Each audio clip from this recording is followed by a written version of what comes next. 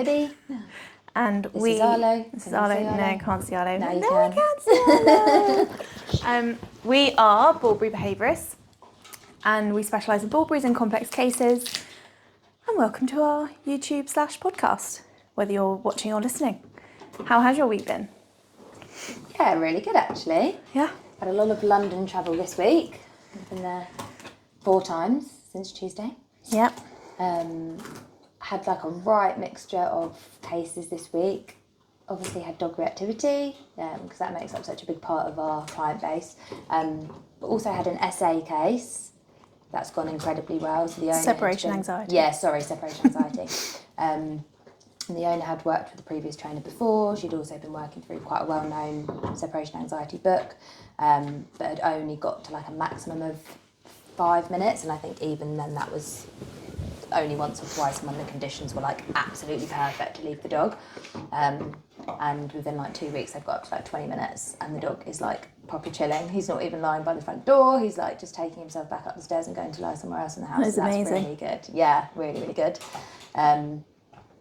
Yeah, I think it's tricky, isn't it, with separation anxiety, because obviously a lot of the stuff you'll see will say, you know, the first sign of any vocalisation at all, then the dog's going to have a threshold and, you know, you set your training back, which isn't necessarily inaccurate in some cases, but equally with this dog in particular, when we've obviously been recording him, he is generally a dog that's quite quick to frustration.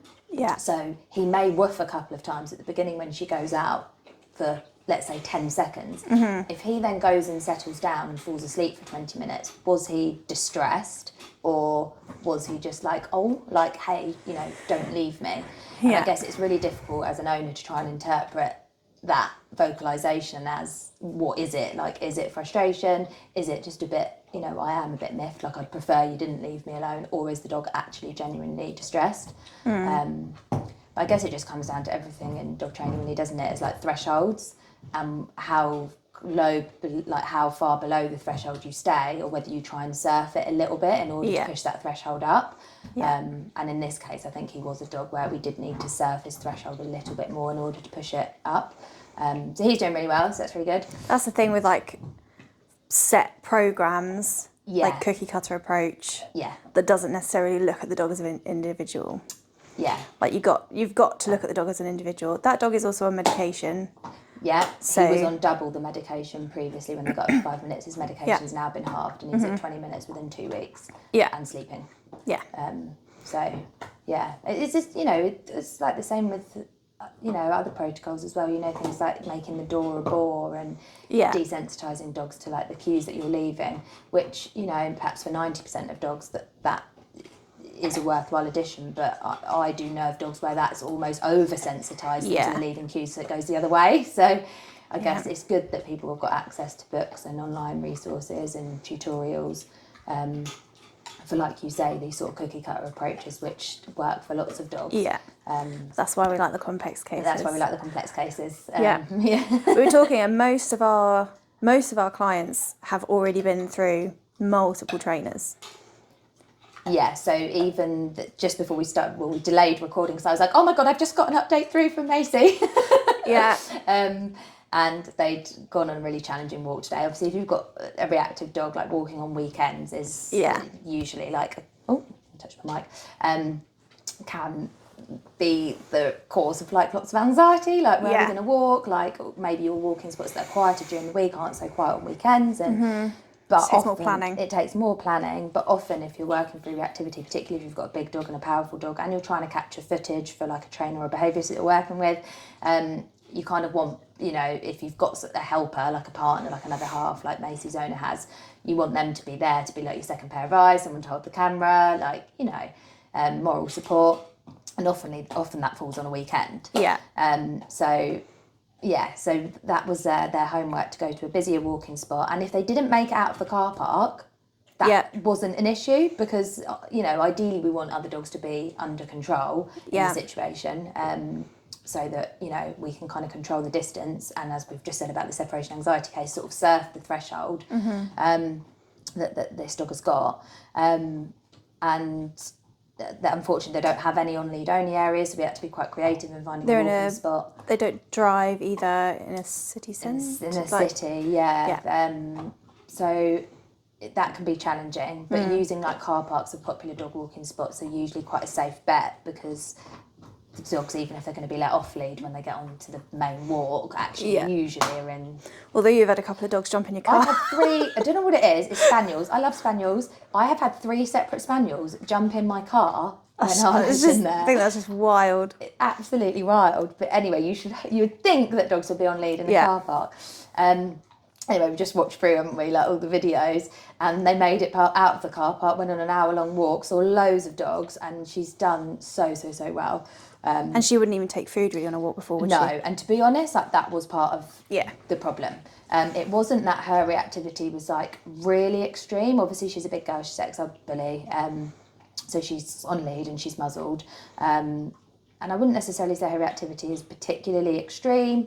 It's generally mostly frustration based. But the problem is that she wasn't motivated for anything really that we had to offer her. So, you know, trying to reinforce other behaviours or other decisions that she would make was quite slow until we'd worked on her motivation for other things. So that's definitely been a big piece of the puzzle for her. And just seeing her, how enthusiastic she was to sort of fly back. And it's not even about the food, it's more about the engagement in her and her own. Have been having a lot more fun together. They've just been doing like, you know, training like, you know, like hind end awareness, like pivoting, and, you know, we've obviously done a bit of box feeding and, you know, some additional training, playing with a flirt pole, and it turns out she does like playing with the flirt pole even when she's in the muzzle, whereas not all dogs will, but she doesn't find that particularly frustrating. She's happy to sort of pounce on it with her paws and stuff. So, you know, even incorporating stuff like that has been really helpful. So that's been really good as well. My lovely Coco. Yes. So that's another ex-hard bully that I've been working with since she was a pup, and her own is just incredible. Like, she does lots of stuff with this. So she does stuff locally with her in Birmingham, because obviously we're not in Birmingham, so most of our work's online, but we've obviously met up in person a few times. They even came on holiday to come near us. They did, yeah. They came to Dorset on holiday. We had a session then. People can't hear Arlo's choking. I know. Do you have to chew quite so loud, hon? And yeah, so they've got, you know, they've gone through like class-based stuff. You know, like similar to like your good citizen, like canine. Well, they were they kicked out of class? Kicked out of a puppy class, which is when she got in touch with us. Yeah. We did the online puppy program and a couple of in-person sessions. And that was because she was a bully, and they said she was a tiger, and she was gonna turn on them. Yeah. We were like, no, don't worry.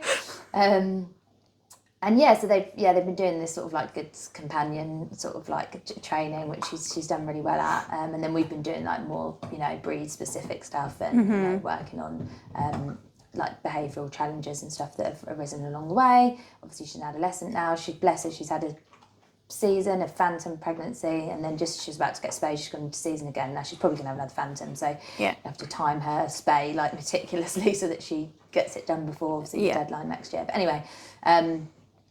So her owner took her to home base on Friday. And I got a message just basically saying, I can't believe it, Libby. Like, I could have cried.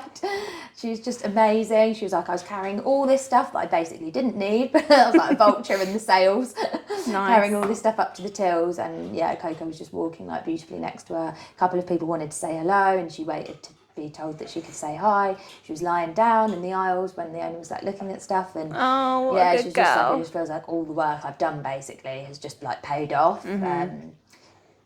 So although she did say quite a few people were like, oh, what a good boy. She's like, she's just a big girl. She wears quite a lot of pink, so I don't know where people have got that idea from. But anyway,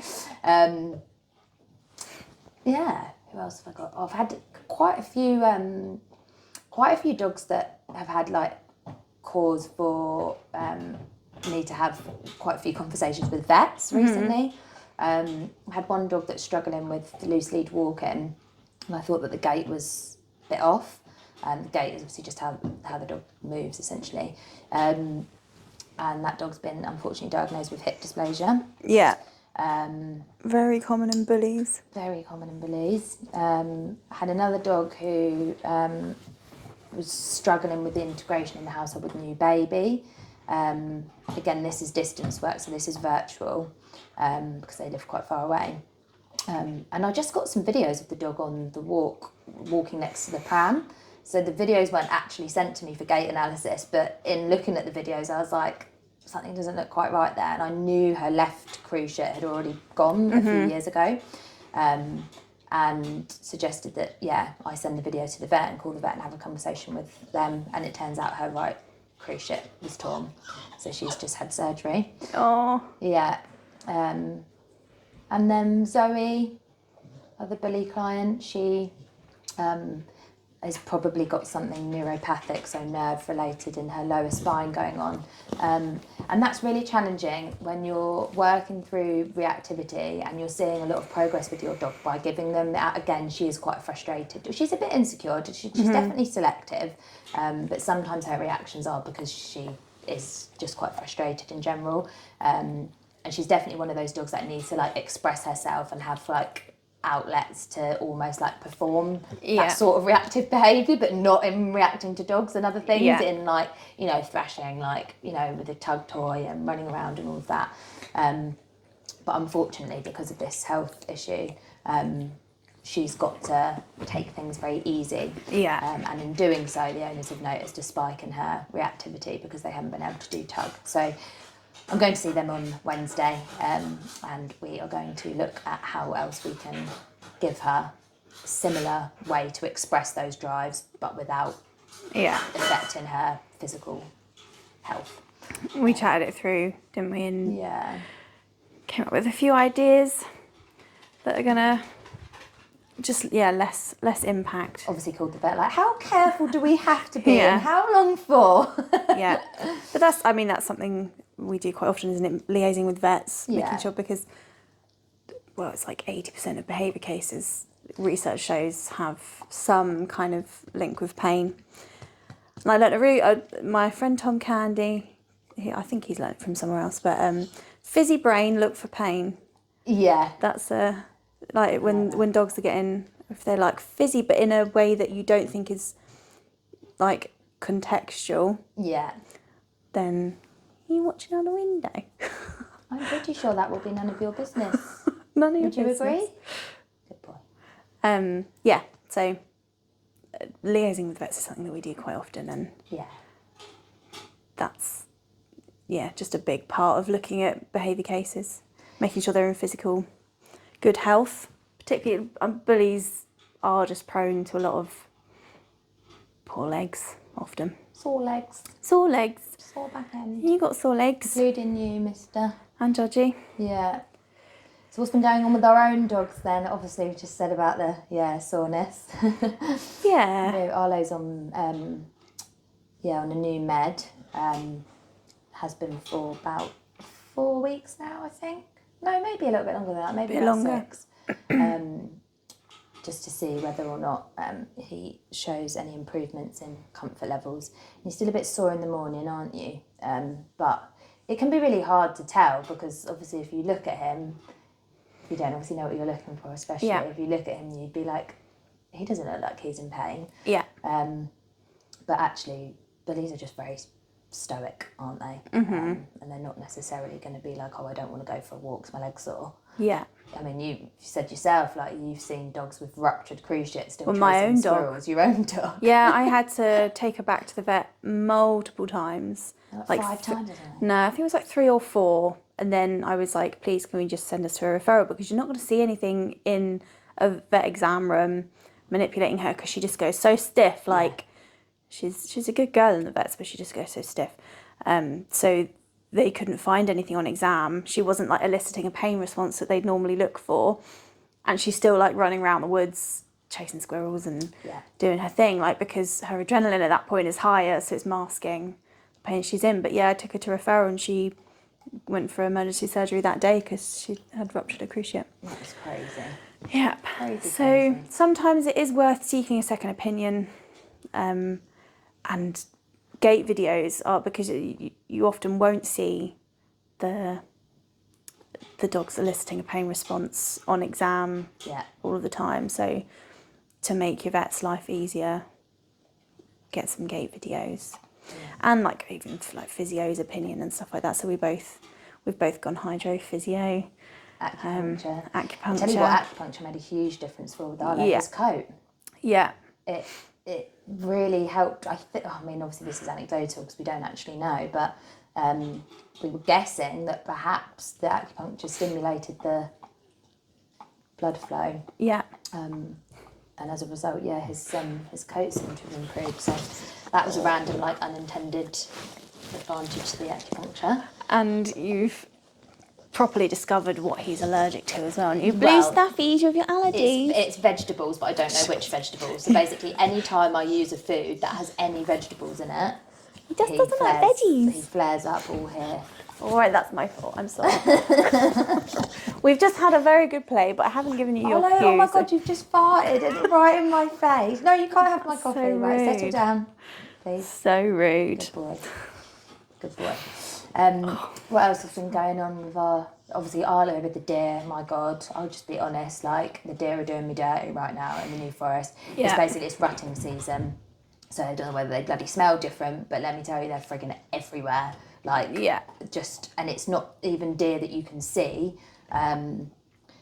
which, you know, I used to live near one of the royal parks, which had, you know, deer in it. So I've done a lot of recall around deer and, like, working on sort of... They're so different from wild deer. But they're so different from wild deer, and, like, the smell's obviously different, I think. Obviously it's different terrain and, you know, all of that sort of stuff. But this isn't really necessarily deer that Arlo can see. This is SEM. Yeah. So tracking. So yeah, that's been fun. But we worked through it. Back on a lead. He's back on a long line, because the last thing I need is him to get reinforcement history from chasing. And prevent rehearsal really, whilst obviously reinforcing, like, lots of other stuff around it. So, like, if we do see them, you know, watching them, you know, recalling from them. I really like, which I got this from tattle training, which is basically a form of training where you teach the dog to tell you about changes in the environment. We didn't make it up.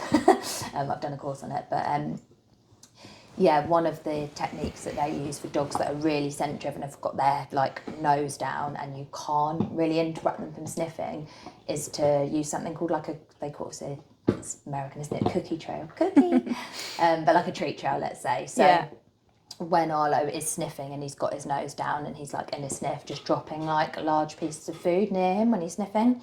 And I've done this actually with quite a few sniffy dogs, and I guess what it does is when the dog starts eating the food but they're not bringing their head up from the sniff, it almost just teaches them that, because actually pulling them away from the sniff to come and take food from you is one thing, but actually them realising, oh, I can actually eat and sniff at the same time. Yeah. And then once they've done that for a little bit, you'll notice that they then if you start slowing down how much you drop food, they start bringing their head up from this scent and being like, can I have some food then? Yeah. So they almost start realising, oh, actually, eating is quite fun too. So that's worked really well, really, really well for him. And it's not just, like, distracting, but it's just changing the track like they're looking for. Yeah. So you're not just looking to distract them from what they're doing. No. I mean, I'm trying to almost grow the skill of you can stop sniffing for a millisecond to eat, and then that millisecond can then become, oh, you can lift your head up to eat from my hand and then go back to it. And then you can recall away from the scent to eat from my hand and then you can go back to it. So, you know, it's starting where they're able to be successful and then building from there. There's more than one way to skin a cat anyway, isn't there? There is. And I like trying, like, new things. I know you do. Yeah. Oh no, you dropped it. What have I been up to? Judge is doing really well. He's being so enthusiastic for training, isn't he? He is. It's bordering on frantic. Yeah, okay. So I'm having to just to get him to think a little bit more, because he's just, like, throwing behaviours at me sometimes. Oh, for goodness me. You've just Oh, farted you're on embarrassing camera. yourself. Oh no. He's like, I'm not embarrassed. I'm proud. I've been working with Judge, focusing a lot on, like, indirect rewards and marker discrimination. So I'll put some food down behind me, where he can see, and then I'll ask him for a behaviour, so like side, and we'll walk away from the food, and then I'll send him get it, and he'll go back to get the reward. Or I'll put it behind me, and then I'll stand in front and ask him for a front, so that that for me is like a bit of a double win, because it gets him pushing into me because he knows the reward's coming from behind. Yeah. So like thinking about reward placement and marker discrimination. So I'll say get it, and I'll go through my legs to go and get the food. So yeah, he's doing brilliantly. I'm very proud of him, because he's from his background, he's obviously not had a liquor training, and he just loves it. So yeah, that's been really helpful. And on walks, because obviously he's muzzled, it does make things slightly harder. Like he can't eat properly from the floor or anything like that. So we just change it up a little bit for when we're on walks. And yeah, he's just been doing very, very well.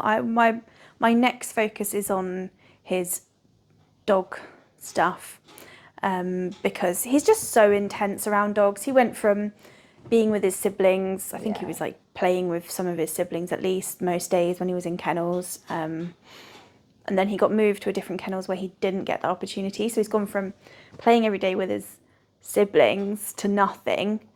So that frustration is definitely there around dogs, and he's had a few dogs when I first got him have a go at him.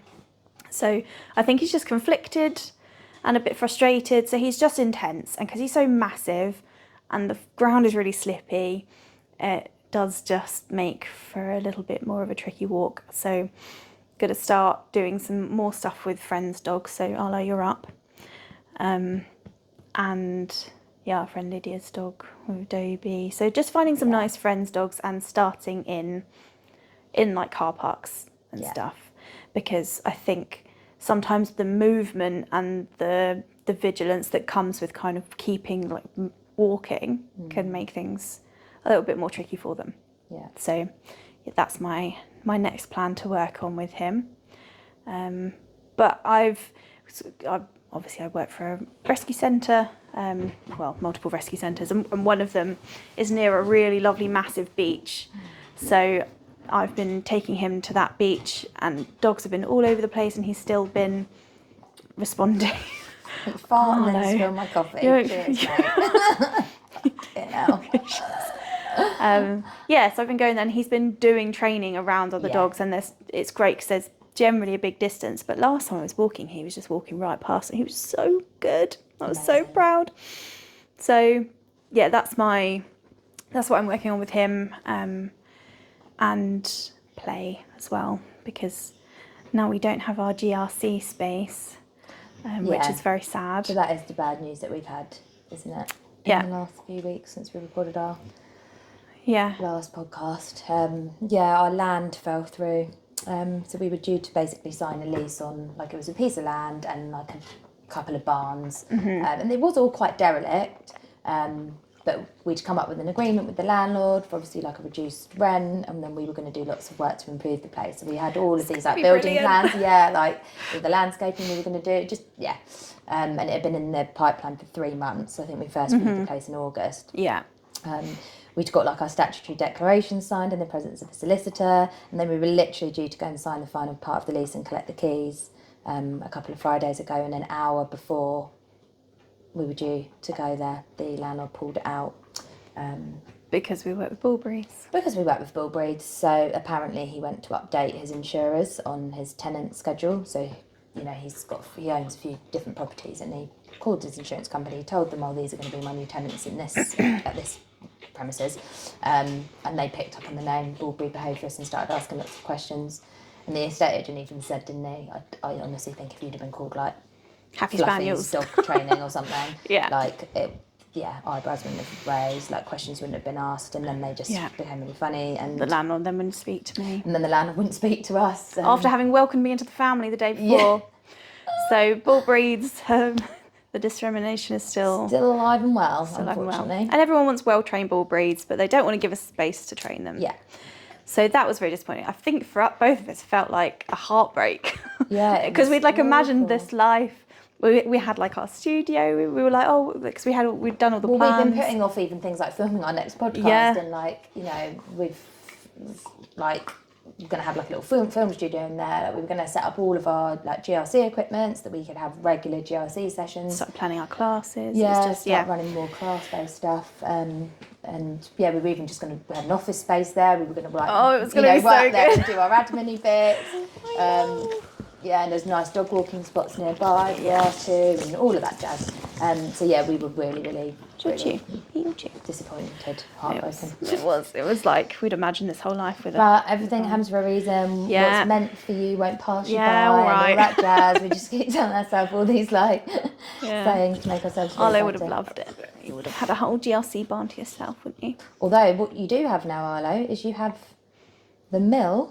He's got a treadmill in his garage. He's got a treadmill in the garage because we've got anywhere else to store it at the moment. So Arlo's been we had to move from our other field as well because that was getting waterlogged and they needed the storage space. So we have we sabotaged that, not obviously in a bad way, but we obviously said we don't need the space anymore because we've got this new space we're moving into. So now we don't even have that. So it is a little bit annoying, but we move. 2025, we'll find something. But yeah, on that note, if anyone knows of anybody with any land or a barn in like near the Dorset Hampshire border, hit us up because we want it. We want it. What else I've been doing this week? I've court stuff. Court, yes. I went to court. It got adjourned, as is the story of my life. So this was for a dog that had been seized that you'd assessed. Yes, been seized as it's 2 dogs. You assisted me in their case. Yeah. They were seized as XL bullies, but yeah, I can't because it's still an open case. It's been moved to February. Was going to be April, and obviously these dogs have been in seized dog kennels for a long old time. So yeah, been moved to February. So I've got a few court cases coming up. I've got one on Tuesday. Again, an XL bully. She escaped the property and had a kerfuffle with another dog. You put up an Instagram post about that, didn't you? Yeah, just like one of the most basic things that pretty much every case you go to, you just advise put up some dog gates or, generally dog gates, particularly if you've got a large dog. Baby gates aren't going to cut it. So just to prevent their escaping, because as soon as they escape, they've breached their exemption conditions. Yeah, unfortunately, I believe that a dog was shot yesterday. Okay. Yeah, the owners posted something in one of the bully groups. The dog escaped the property. What happened after that is unclear, but ultimately the beginning of that issue was the fact that the dog escaped the property. Yeah. And just teaching thresholds. Alongside that, but management and especially after the storm, make sure your fences are I know, that's the thing, isn't it? Fence blown down or doors, swinging open. But yeah, I always think to have both, have your management in place. I wouldn't rely on threshold training. No. But if your management fails and you've got threshold training, and it's like belts and braces, isn't it? If you've got both of those things covered, then there's a lot less chance that your dog's going to get out. Yeah. Anything else, or should we move on to questions? Yeah, I've just been obviously working, rescue doggies. Yeah. Got lots of good cases at the minute. There's lots of dogs doing well. I've got very intense eye contact from this guy. Me, you don't want to fall over, are you? But yeah, let's move on to some listener questions. Oh, he's just a baby. He's just a baby. Right, you've got the questions. What's our first one, Libs? I've got the questions and the Arlo. Are you going to fall asleep now? Okay, how do you tackle, this is always quite a popular one, how do you tackle dog reactivity in general? It's a big old question, isn't it? It is a big old question. First, we identify the motivation. Yeah, I think that's quite important. And I suppose the motivation, it's tricky, isn't it? Because emotions are quite complex, and sometimes we won't always know the feelings behind the dog's decision to But a lot of it's through Yeah. history taking, isn't it? So Yeah. basically what I want to know often is what do we think the dog would do if they got there? Yeah. Because the motivation doesn't necessarily, it will inform some part of our protocol and like the prognosis. And also where it's like almost like risk, isn't it, as well? Exactly. Like, So the risk and also our expectation setting. Yeah. So that would be kind of where I'd first want to start. It's just looking at the motivation. Then the practical side of things, a lot of it will come down to the environment that the dog lives in, their reinforcement history, things like food motivation, the owner's skill level. Yeah. The owner's what do they? I don't really like the term, but like owner compliance. But like, you know, how likely is it that Commitment. the owner's going to commit and follow what you advise them to do, and also the owner's circumstances, like do they drive? Yeah. You know, do they have a garden? I mean, obviously some of the more difficult cases are, you know, where the dog is, you know, reactive right out the front door, but the owner lives in a flat with no garden and doesn't drive. Yeah. You know, and then a lot of the, you know, training plan is actually just getting them almost from, you know, A to B to actually work in an environment where you can actually, you know, train. Obviously the training can start as soon as you leave the front door, but there's no denying that there's some situations that you're going to find yourself in where the dog's skill level is just not ready for that yet, but that's their life. And I suppose there's, you know, obviously it says dog-dog reactivity, or, you know, reactivity in general. There are sort of some scenarios, like, I don't know, if you had like a border collie like wanting to herd a car, I wouldn't use counter conditioning for that. No. I wouldn't be trying to change the way that it feels the about dog's the car. way that the dog feels about the car, because there isn't really a negative association there as such. So yeah, really be looking to change the association from like negative to positive through the use of food or play or whatever. Something like that, I probably would go down more the obedience route. Yeah. And teach a incompatible behaviour, you know, really motivationally, and use that in those situations. And then obviously there's so much else that goes into it as well, isn't it? Like the dog's like lifestyle and making sure that they've got. He just farted as he just walked. Does it need to go out? Probably. Surely you can wait 5 minutes. You know, are they actually getting outlets to perform that behaviour in an appropriate way? So that obviously always comes into it. So that's where you can use, once you've identified the motivation, you can start leaning into that motivation. So if you've got a dog who is getting really frustrated around other dogs, then you want to work on their frustration tolerance in general. If they're really anxious around other dogs and that's why they're being reactive, you want to work on their anxiety and confidence and everything. So you have this kind of like general behaviour support side of things. So I guess you want to prevent rehearsal. You want to identify the motivation and then lean into that. What is their motivation? Do you want to build in some skills that support the training that you're actually doing when you're out? Because I think that the stuff on a walk, if your stuff in the house isn't good, then your stuff on a walk's never going to be good, because you've got so many competing motivators. Yeah, definitely. Yeah, and sometimes with the stage of actually building the dog's motivation is longer than the actual stage of where you work on the dog's reactivity, like the case we were just talking about before with Maisie.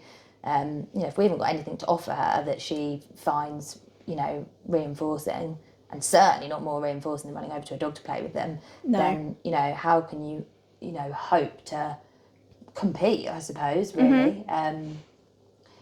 You know, even teaching, you know, her an alternative behaviour, we need a reinforcement strategy to be able to do that. And, you know, in some cases it might be appropriate for her to say hello to the other dog, and that can be, you know, I suppose an incredible reinforcer for, you know, checking them their own first or walking on a loose lead and then being released to go and say hello to the other dog. But you've got to remember she's next to a bully, she's muzzled, and, you know, not everybody wants to say hello, so that can't be our, you know, primary strategy. Oh, if you behave yourself, then you're going to get to go and say hello to Fluffy. And you look at J. Jack's layers of stress. So we kind of do work to that model anyway, but I think it puts it in a really succinct way. So you've got health, then you've got lifestyle, clarity.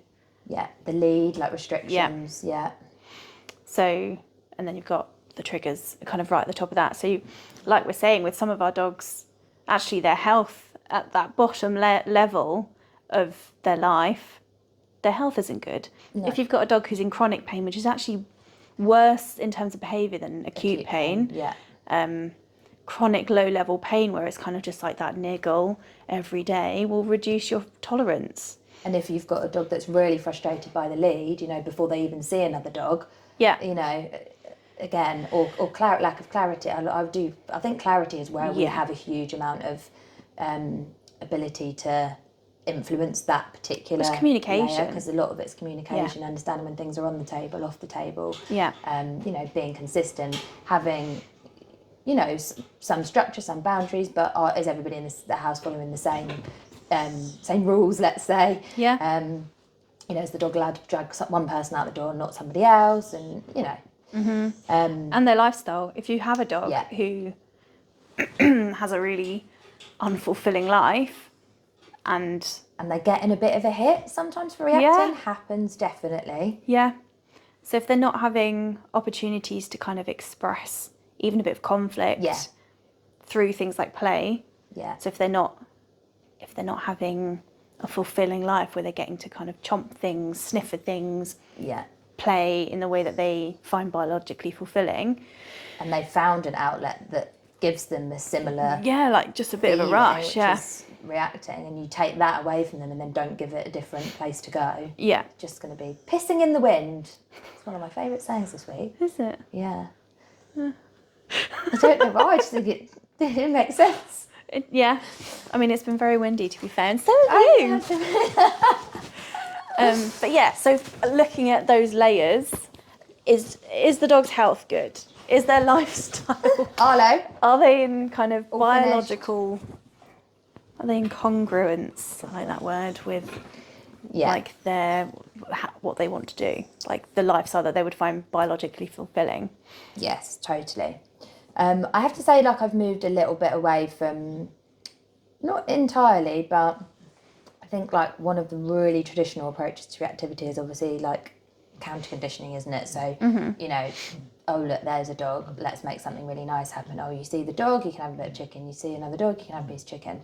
I think it does have a place, but I think the emotions behind reactivity are often so complex and probably quite conflicting that you know, sometimes the dog does actually, even if they are a little bit worried by the other dog, they still perhaps want to go over there. So, you know, you might assume that distance is, you know, reinforcing or a relief to the dog. But in some cases, they want to reach the other dog to answer questions that they have about, you know, about the other dog, even if they're a little bit worried. And also, I just think it requires such almost like not a perfect setup, but you've got to have, the dog's got to be below threshold and, you know, be working at, you know, a distance that's appropriate. And, you know, when something goes wrong, if that's your only game plan and a dog rushes up to you, or you're all of a sudden too close to another dog, but you're engaged, disengaged, like, oh, look at a dog, look back at me and get some chicken, isn't going to work. You don't really necessarily have anything else to fall back on. So I just feel like sometimes people get a little bit stuck with that and then can't really, or they can work at a distance and that's really effective, but they're still not in a position where they can actually go and have a normal dog walk, because they still can't walk past another dog. They have to sort of be at this distance doing this sort of engage, disengage. I definitely still think it helps, and obviously if the dog is really fearful, then you want to be working at that distance and trying to create a bit more of a positive association. But I definitely do a lot more alternative behaviours now. And whether that be a really specific alternative behaviour to actually pass another dog, and if, you know, even if your dog is fearful, showing them actually, if you cooperate with me and you do X behaviour, that's actually the safest and most efficient way to get us past this other dog without any conflict, and trying to prove that to your dog. Obviously easier if you can work in a controlled setting where like other dogs might be on lead and you can control the distance and all of that sort of jazz. But also like alternative behaviours in a different way, in the sense that actually if your goal is almost just for other dogs to become like a bit mundane and boring, rather than making the activity that you're doing and training like so much about the other dog, can you do other things with your dog in the presence of Yeah. the other dog? Does that make sense? So if you've got, for example, like a medley of tricks that your dog knows, like rather than sitting there and being like, look at dog, look at me, look at dog, look at me, you know, actually, can the other dog just walk past? Your dog notices it knows it's there, but you're engaging them and doing something with you, doing middles, doing, you know, hand touch, doing spins. Which is a playing level with of the toy, desensitisation which is anyway. more desensitisation. And I guess the benefits to that approach is you don't run so much the risk of making the other dog even more important. Yeah. But anyway, as we said earlier, it's like cookie cutter approach. There isn't one. All of these like little nuances are the sorts of things that we're trying to find out, aren't we, when we like speak to owners and assess the dogs and figuring out which of these strategies or combination of these strategies is going to be the right fit for that dog. So it was like a multi-agency approach. Yeah, it is. It is quite like multifaceted, isn't it? Yeah. So yeah, I suppose that is a really long-winded answer to that question. Yeah. It is. And that isn't just dog to dog related either. It can be dog to human. You do the same thing. I think there's different, when it's dog to human, there are some extra things that we would be doing, particularly around like the home. Yeah. And that's where I think the motivation is kind of even more important. Yeah. Because you can have your dog on a lead and muzzled out and about, but if it's stuff in the home, it's just a little bit different. Yeah, and I suppose like we've probably kind of touched on it, but like the faith and handler type stuff, which does also come from Joe Jack, the founder of GRC that we mentioned earlier. Which again, it is about sort of showing the dog that if you cooperate with me and you do this behaviour, I've got you. I've got you. Yeah. And obviously it's actually probably a lot easier to do that with human reactivity than with other dogs. Yeah. Because I think humans are a little bit more predictable than other dogs, not always, but yeah, you know, and you can obviously pick any position. I think his favoured one is like place and having the dog on a place. I think that's, or middle. I quite like a middle. Just depends where your problems are more based, like whether they're based like in stationary situations or like, you know, on walks when you're on the move.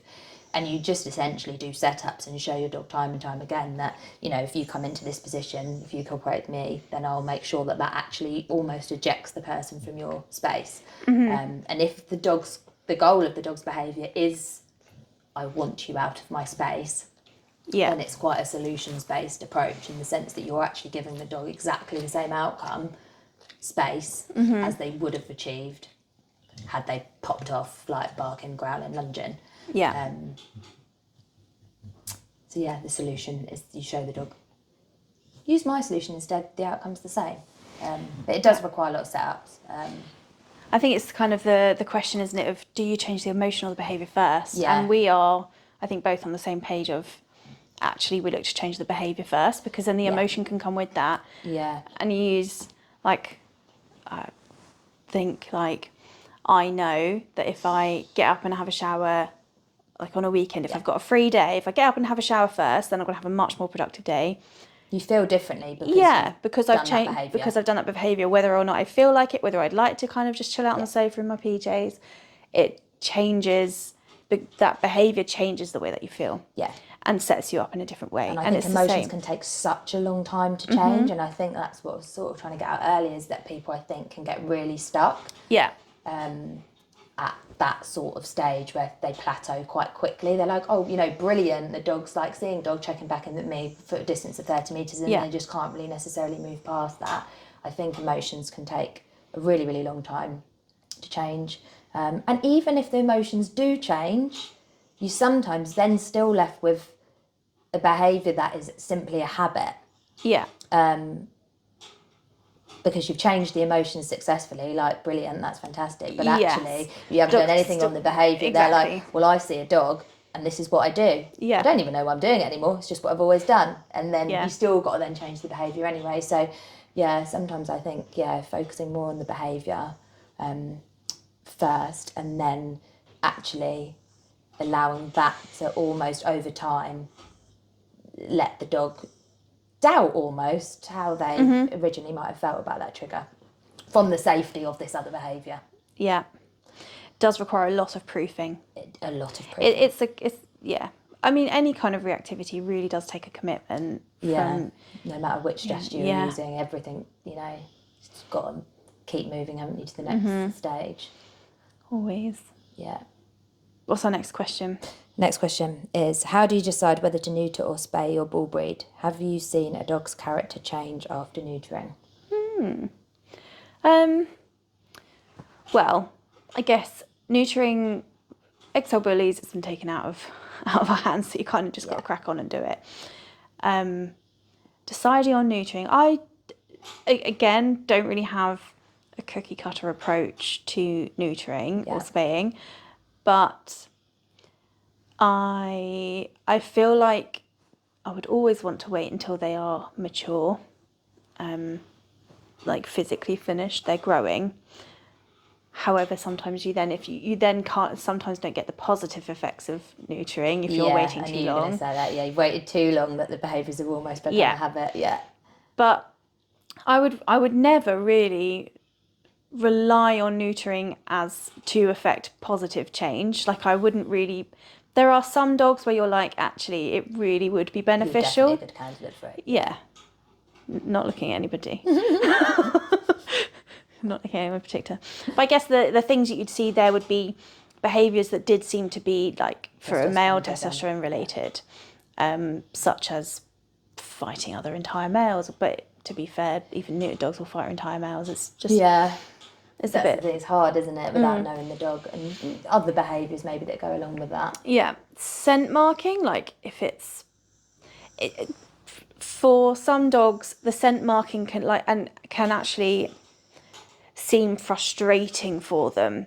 Yeah. So and things like pulling people over to get to a sniff because there's been another dog that's weed there and they like need to do that. Yeah.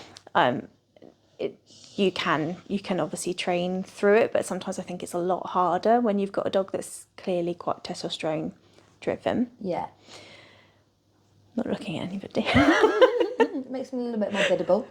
Yeah, so it can do. It's so the phrase that people often use, isn't it? Yeah, so I think with males in particular, I think I've seen more positive effects than I have negative. There have been some negatives that I've seen. I would say that I haven't seen it change a dog's character. So if I'm thinking about a dog's character, it's like their personality, like who they are as a person. Dogs are people too. But it's more like their behaviour and that I've seen change. Have seen dogs feeling more anxious after, particularly after neutering. Spaying, I feel like is quite different. Yeah. Because, I mean, studies have shown that the only thing that really is negatively affected by a spay can be aggression towards known people. So if your dog has already shown aggression towards known people, then I'd be a lot more careful and considerate about making sure you've worked through that behaviour prior to spaying. But having had a dog who has died with pyometra, I think that's definitely coloured my opinion. Colours. Oh, her name was Colours. Yeah. But I mean, Colours was a bit different. I rescued her when she was 11 or 12, and they thought she only had weeks to live. She had like loads of mammary masses. She was a very old girl, but ended up living quite a few years actually. And I obviously retrospectively wish that I had spayed her once she kind of got a bit more healthy. But yeah, so she died from pyometra, and it's horrible. So, and I've seen multiple dogs die from pyometra. So for me, spaying a female, the risks are so much lower. Yeah. You can see things. I have seen dogs because you can get females that have higher levels of testosterone, particularly ones that have come from male heavy litters. So we went down this rabbit hole before, didn't we? Because if females are in a male heavy litter, because testosterone is secreted, they can take in high levels of testosterone. So like my Doris, my Chihuahua, she's a geezer gal. Lots of testosterone secreted on her. Yeah, she definitely did. So you can see things like, because their estrogen is not I don't think estrogen is produced anywhere else other than in the whole womb scenario. So I might be wrong on that, don't quote me, but they have reduced estrogen, which kind of is there counteracting, softening the testosterone, because testosterone is it the pituitary gland or adrenal gland? No, some kind of gland. On the note of progesterone as well, I guess what also might be factor into your decision making is how your female responds to elevated levels of progesterone. Like, some dogs don't cope well with seasons, and you may make it, things like pyometra don't become like a significant risk until the dog is obviously a little bit older. Obviously I'm not a medical professional, so I'm not going to say the age, but let's just say ballpark like 5. Do you know what I mean? Like, so I think it's after 5, it increases, I think, after like 3 seasons. The risk increases with each season. Yeah. So, it's not that you necessarily need to get your female like spayed, No. a year old, but you've probably got a couple of years. However, if you've got a female that's struggling with phantom pregnancies or when they're in season, they are displaying more, for want of a better, pessimistic behaviours. So things like perhaps resource guarding when, they wouldn't ordinarily. Getting moody. Getting a bit grumpy, getting a bit moody. PMS, reactivity when they wouldn't normally, getting grumpy with other dogs in the house, all of that sort of stuff. It's kind of showing you, isn't it, that you've got a female that doesn't cope particularly well with that change in hormones, and that those increased progesterone levels stay elevated even after the season ends. So if you're having a bitch that's having 2 seasons a year, that's quite a lot of the year that they're in that state. So and particularly if they then also have phantoms as well, which for some reason we're seeing with XL bullies just seem to be having a phantom. They just seem to be very hormonal, don't they? And we don't obviously know the reason for that. This is just anecdotal from experience with our own XL bully clients. They just seem to be like particularly hormonal. So obviously struggling with their seasons or having phantoms. So those dogs might be good candidates for being spayed earlier than you may have. But obviously you can speak to your vet about it. If you're not sure how it's going to affect your dog's character or temperament, then it's always worth getting an assessment from a behaviourist. Because I suppose, as you said earlier, like, you don't think you've seen any scenarios, most of the situations you've been involved in, you've seen things change for the better. But what you probably didn't say is that's because you've assessed the dog and given the owners a steer. I do think it would be probably a suitable option for your dog, or I probably wouldn't neuter the dog. So actually that's them probably swayed their decision. But I think the good thing is with boys is that you've got the option of the supralorin implant. So you can trial it. So you can trial it. So you can get it in 6 months or 12 months, and it's just like a little implant. It is quite a big needle, but it goes in the neck. And it wears off. Here's one I made earlier. Here's one I made earlier. Arlo does have supralorin. Yeah, so Arlo's had it twice. And that can be a good way of, if you're not sure, can be a good way of testing out the effects of castration on your dog without the permanence of the surgical option. Should we give you the snip? Should we give you the proper snippy snip? Snip, yeah. But yeah, so I think that's really positive that we've got that option. I think, for most vets I've spoken to, that it's pretty like common knowledge now. I suppose the one thing to think about when you get that is that sometimes behaviours will get worse before they get better. Yes. Again, without going into all the medical like jargon behind it, as a result of the implant, the body will spike in testosterone for the first few weeks after it's implanted. So any behaviours that you didn't like that might have been the reason why you were considering castration, you will probably see get worse before they get better. But I would actually say that's a good sign. Because it's actually showing, right, my dog could really do without this testosterone. Everything I didn't like has just got worse. And in 6 weeks' time, you should then sort of notice that drop off. So and vice versa, if your dog's behaviour gets really a lot better in the first 6 weeks as a result of that spike in testosterone, then it probably tells you that your dog, some of the behaviours that you might not have liked, perhaps your dog is in need of extra testosterone and not a loss of testosterone. And whilst it's not supposed to be reversible when it's implanted in the scruff, you tend to hear that you have to wait for the implant to run its course, so 6 months or 12 months, depending on which one you went for. Because I'm just a hypochondriac, then I'm really extra. I actually did a lot of research, and I got my vet to contact the manufacturer of the implant and ask them if there's somewhere else that it can be implanted that means it can be removed if you don't like the effect it has on your dog. And the answer is yes.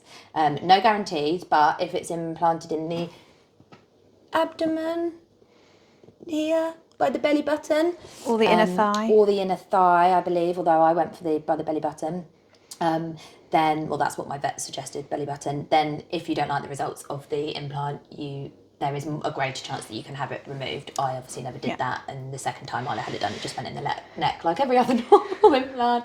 But they do have to be sedated if it's going in there. They have to be sedated if it's going in there, because I mean the needle is really big. You may actually want to consider sedation even if your dog's getting it in the scruff. Like I know a lot of dogs have like literally looked at the needle like, holy cow. It's a big needle. So depending on your dog. I don't know if it's much bigger than microchip. It is. It is. It's huge. Oh. Oh, Arla. It's fat. Oh, no. So even if it was going in his neck, or even when it went in his neck, I got him sedated to put it in. Fair. And I think, again, that's just about knowing your dog. And yeah, it would have scared the bejesus out of you, wouldn't it? Especially without any testosterone in your body. Even more of a chickadee chick. No, it hasn't changed Arlo's behaviour dramatically, I wouldn't say. I would say it's made some of the franticness around like scent marking easier to work through, which for a dog that like really enjoys training, but just having that cloud of that almost like frustration, must to mark every inch of this new place before I can focus on anything. It did definitely make some of that training easier. I would say he's a bit more barky. And I would say that I see that a little bit, nothing like excessive, but yeah, just a little bit more barky, like to noises and stuff. He gets a bit cheeky after it first goes in as well, doesn't he? Is that when he like starts stealing toilet rolls and? You almost like, if you can recall back to when your dog first turned into a teenager, like how it kind of happens overnight, and they have that like really annoying phase where they like start stealing stuff at 6 p.m. I call it witching hour. And you have that hour in the evening every day where they just turn into this like goblin. I get that for the first like 6 weeks, not the whole 6 weeks, after 2 weeks, and then it normally lasts a couple of weeks. Just like stealing random things around the house, like getting like random frenetic like zoomies and stuff at 6 o'clock in the evening.